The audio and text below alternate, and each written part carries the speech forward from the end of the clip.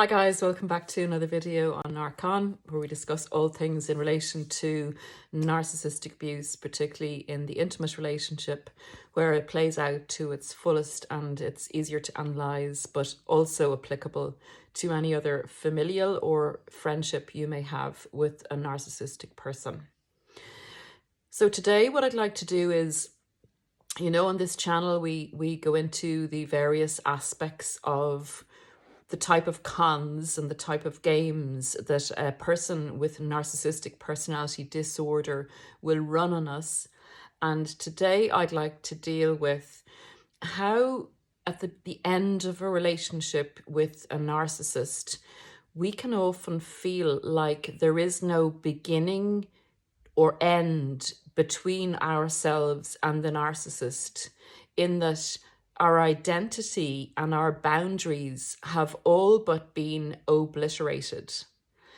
And I just want to say to you that if you're struggling with survival, if you're struggling with rumination, please be gentle with yourself, because having been through the amount of manipulations that a narcissist will run on you, it's a strength to be still standing.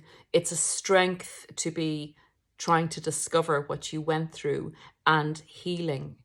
And no matter how desperate you feel or that you will never recover, just to be in this place, just to be on YouTube researching, means you're very strong and you're also lucky.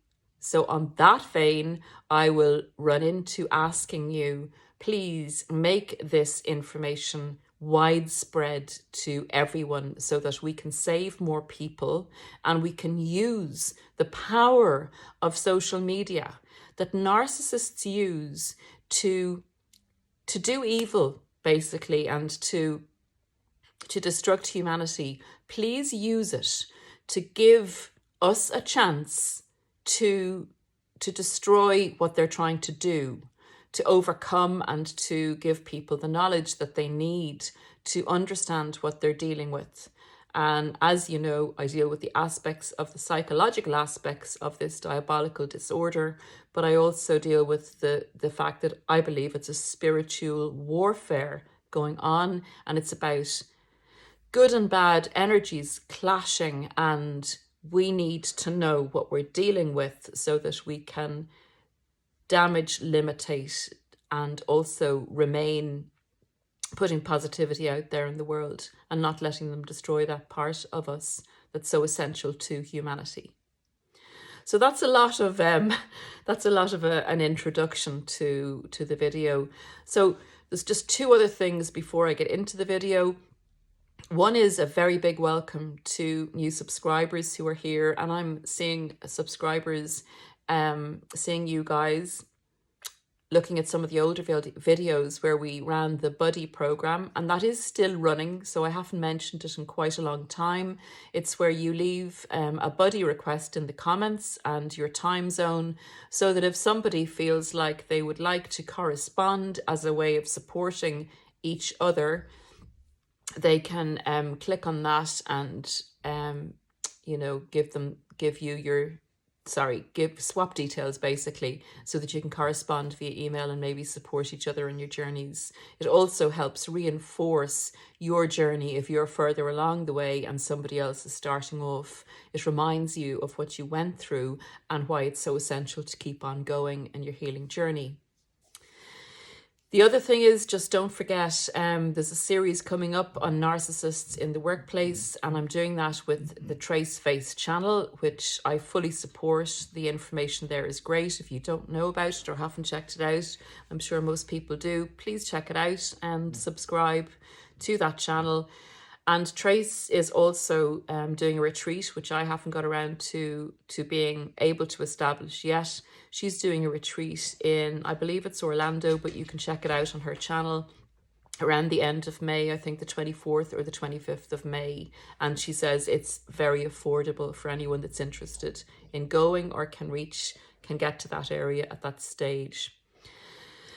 So let's get into the video, guys. I think Remy is giving us a bit of a demonstration on how to clean himself in the back. Anyway, my little buddy's always with me. So narcissists in relationships will run so many cons on us, guys, so many different manipulations. And all of these manipulations working together, you know, conjointly, side by side, are really difficult to not fall victim to, because you don't know that there are people that are not like you in the world, that there are two sorts of people. There are narcissists and psychopaths and, you know, further down that spectrum. And then there are people that are normal and empathic and beautiful. The two sides do not look at life in the same way. And a lot of people don't know that. And again, we're discovering it now, and it's helping heal and helping people survive. So this is the way it goes. I'm going to get into what I call the boundary breakdown that narcissists affect on their victims. And I've broken it down to 3 stages, and just guys, see if you identify with any of these stages, and it might help explain why you feel that you're nearly, you know, boundaryless at the end of a relationship, that you don't know where you start and the narcissist begins, and where it's necessary to rebuild yourself from the foundations up. So the 3 stages, let's get into it. Initially, when you meet a narcissist, they will often, you know, present as a victim narcissist. And they will set out the criteria for how you are to treat them. So they'll tell you what they've experienced before, and they will praise you to the hilt, you know, for who you are, and you'll be falling in love with them. And you'll be in a situation where you want to please, you want to help, you want to understand, you know, what they've been through, and you want to be the best partner because they're mirroring you and everything looks wonderful and looks great and looks very special. So you want to give this relationship your all. You feel it's what you've been waiting for. And that's the power of the love bomb. So let's take, for instance, the narcissist tells you they were badly abused, you know, by their previous partner. Have we heard that before, guys, or have we not? So one of the things, say, for example, they may say to you is, oh, my last partner was so controlling. And that's that was them, but this is what they say to you. I'm just taking this as a for instance, so it can explain the boundary breakdown initially when you meet the narcissist.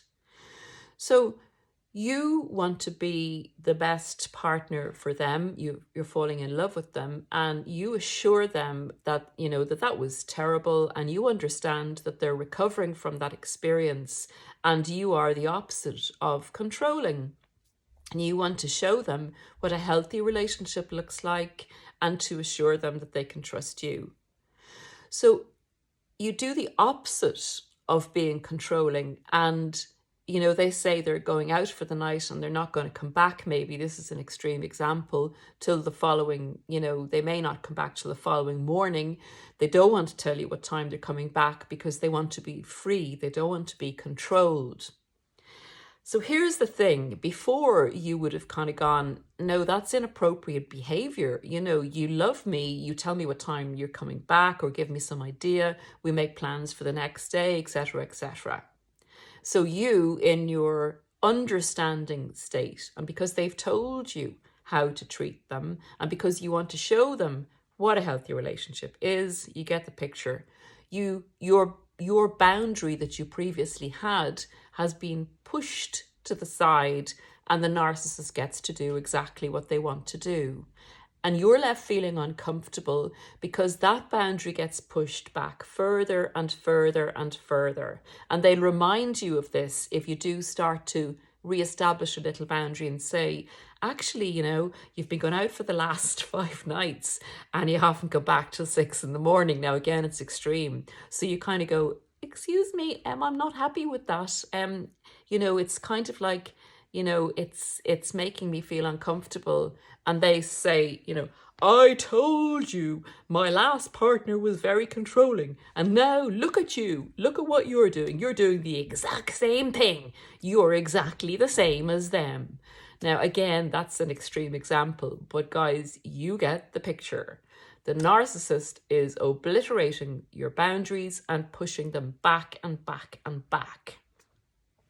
The second stage is the middle stage of the boundary destruction. And that is kind of, we just touched on it in that example. Your boundaries have been pushed and pushed and pushed initially, and you get to the middle stage of the relationship where there's a touch of devaluation going on.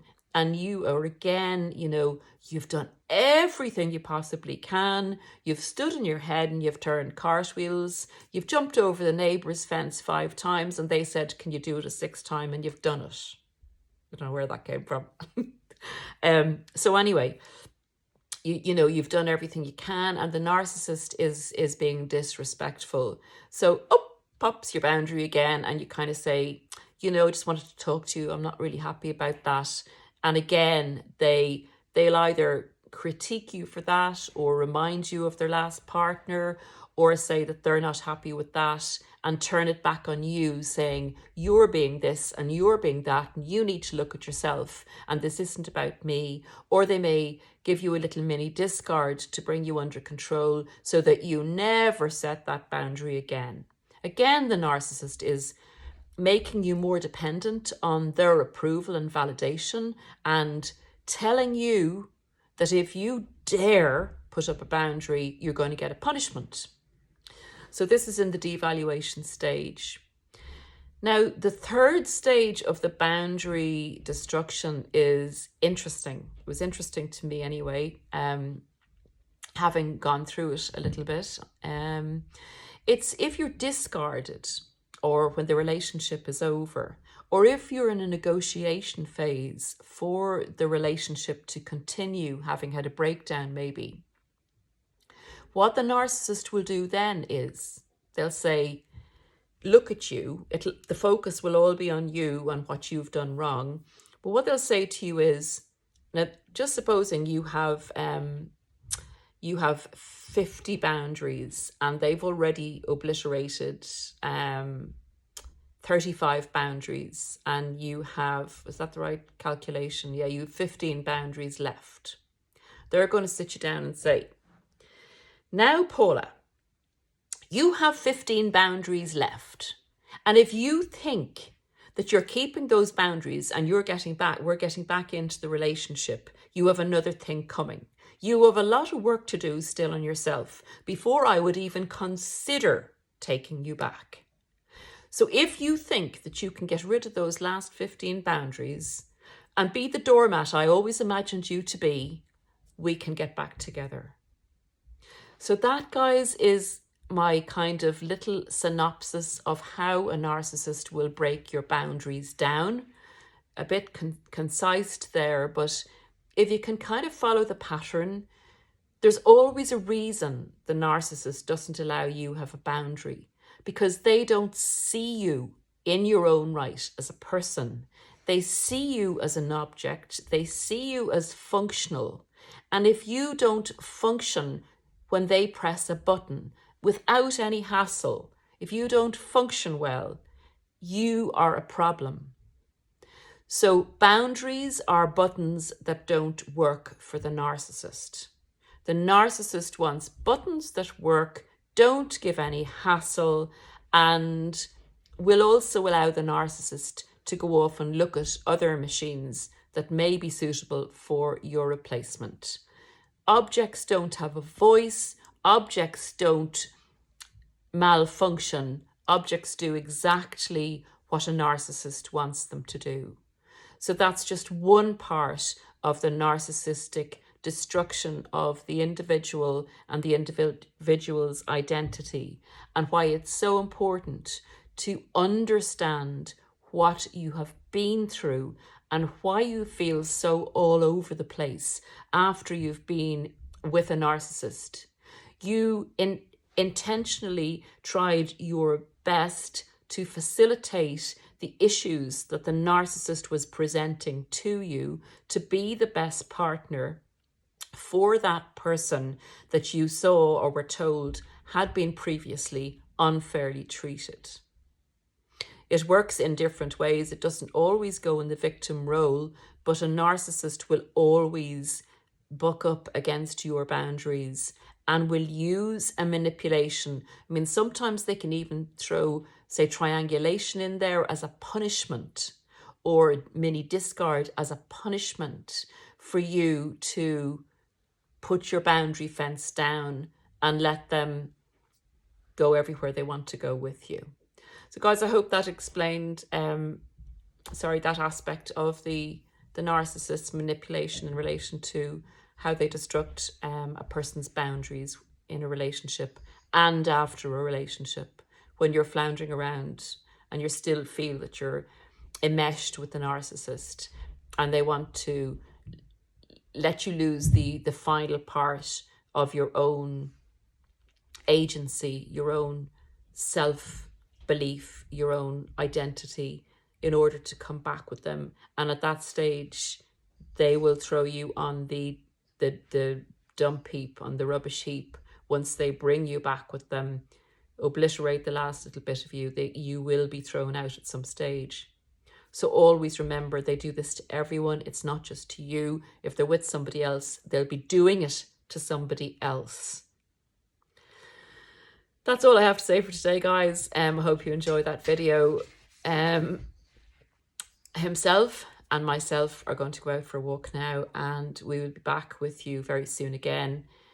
Don't forget to subscribe, the little bell for anyone that doesn't know about it. Touch the little bell. I believe that notifies you whenever a video is posted on this channel, if you want to follow and, follow each video that comes on. Thanks again for your support. It means the world to me. I'm doing what I love to do, and it's thanks to you that I'm doing it. Okay, see you soon, guys. Bye.